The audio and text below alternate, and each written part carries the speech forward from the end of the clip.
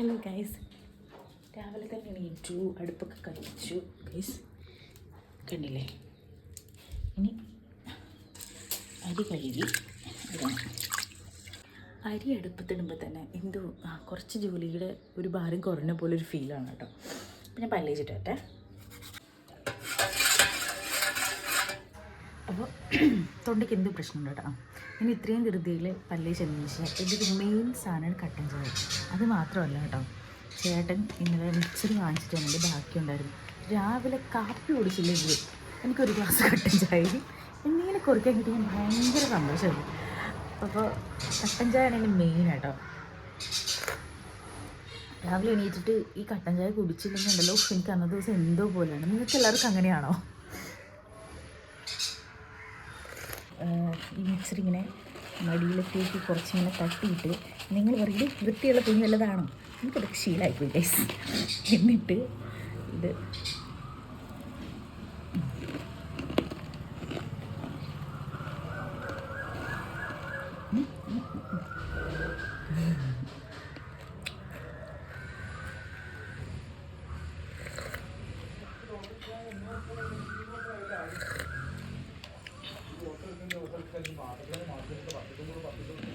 അപ്പോൾ ഒരു അമ്മയായതിന് ശേഷം ഗൈസ് ഇങ്ങനെ പണ്ടൊക്കെ എന്ന് വെച്ചാൽ എനിക്ക് കുറച്ച് നേരം ഇങ്ങനെ ഇരുന്ന് കട്ടൻ ചായ എന്തെങ്കിലും കഴിക്കുമ്പോൾ ആസ്വദിച്ച് കുടിച്ച് എന്തെങ്കിലും കഴിച്ചിങ്ങനെ ഒരു 5 മിനിറ്റ് വരെ ഇരിക്കണം.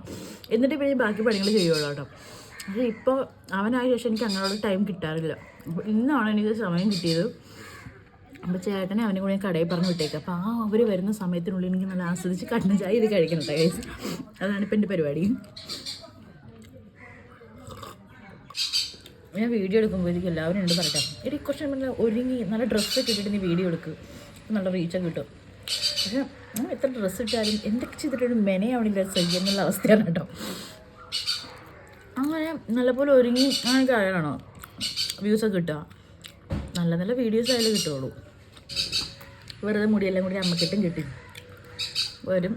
ജോലിയും കഴിഞ്ഞ് കുഞ്ഞിൻ്റെ കാര്യം ഇതും അതിനിടയ്ക്ക് ഒരുങ്ങാനുള്ള സമയം കിട്ടില്ല. പിന്നെ എവിടെയെങ്കിലൊക്കെ പോകുമ്പോഴാണ് നമ്മളൊന്ന് ഒരുങ്ങി എന്തെങ്കിലുമൊക്കെ ചെയ്യുന്നില്ല. ഇനി നമ്മളെ പുറത്തെ കാണുന്നത് നമ്മളെ ആയിരിക്കില്ല വീട്ടിനകത്ത് കേട്ടോ. അതുപോലത്തെ അവസ്ഥയാണ്. എല്ലാവരും അങ്ങനെ ആയിരിക്കും എന്ന് തോന്നുന്നു.